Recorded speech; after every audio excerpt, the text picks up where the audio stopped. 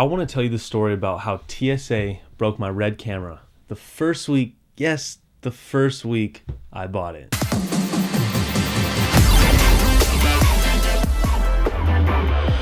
You see that?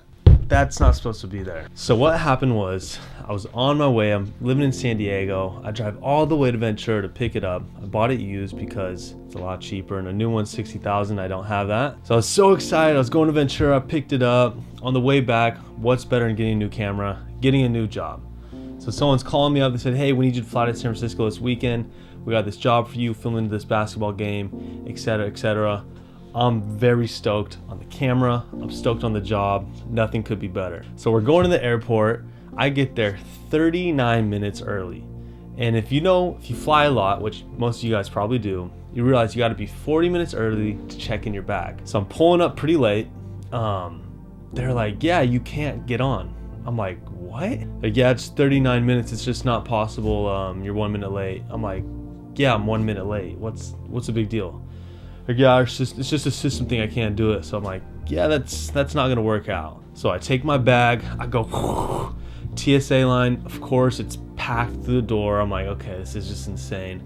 So I take my big Pelican case, I go through the TSA line. The guy's like, yeah, so I go to the guy sitting there. I'm like, hey, any way I can just cut in front, go through the first class line. He goes, I'm not gonna tell you what to do. I'm like, all right, let's just do it, whatever. So I go through the front line, go through the first class line, skip that whole thing. I'm like, I gotta get this. I gotta get to the job, you know? They hired me. This is my job. I need the money. Let's get it. So I go, the camera gets through it. I'm stoked. I'm like, all right, I'm still gonna make it on. I got 20 minutes till we leave. Get to the gate, last person through. Everything's working out perfectly. They tag it. They don't even have time to check it in like it's supposed to be. They tag it at the gate, throw it on the plane. Everything's cool. I have a good flight, sit next to a fun guy.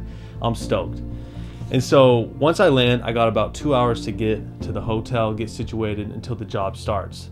So I get to the hotel, grab some food, relax, start setting up, going through my stuff. I open up the camera, and guess what happened? This little thing is snapped all the way off. There's just the little coiled up wire inside of there, and there's a note from TSA saying they checked my bag, they inspected my bag. There was even a lock on it because I don't want them going through my stuff. I'm like, oh my gosh.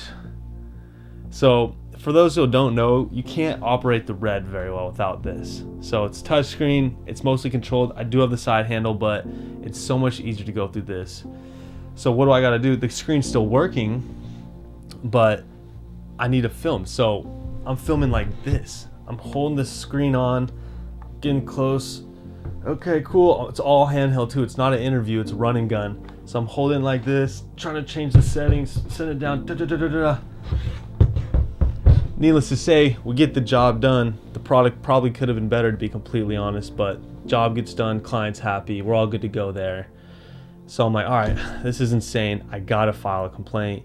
Talk to TSA, they lead me to all these things. There's a separate company running the one out of San Francisco, which is apparently the one that handled it. So file it there.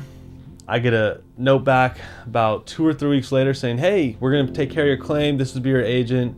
You know, we're gonna move on, ask any questions you want. I'm like, all right, yeah, it sounds pretty good. I didn't have faith in TSA, but this is sounding pretty good. It sounded promising at this point.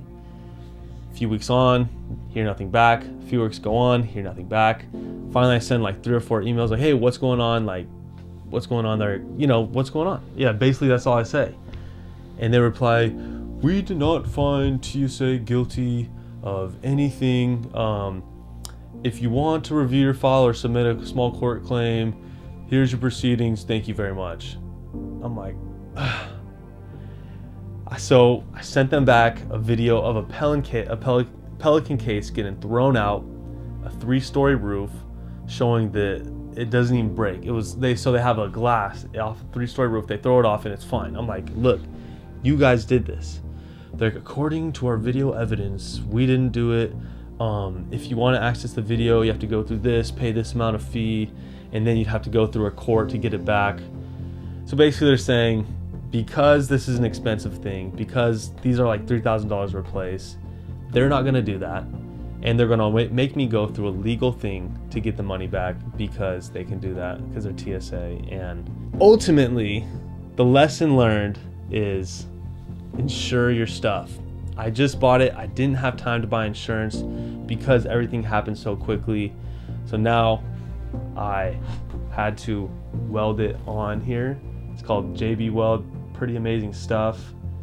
But I'm losing functionality. I can't go this way. I can only go up and down, and it still feels like it's gonna break at any second.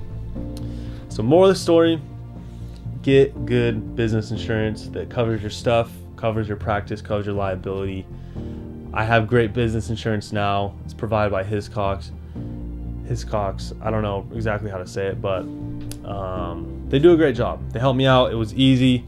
It's a free quote. I'll put a link for anyone that needs insurance. But moral of the story, cover your ends, get insurance, have your stuff covered, because when it's your job, when it's your livelihood, nothing's more important than having insurance.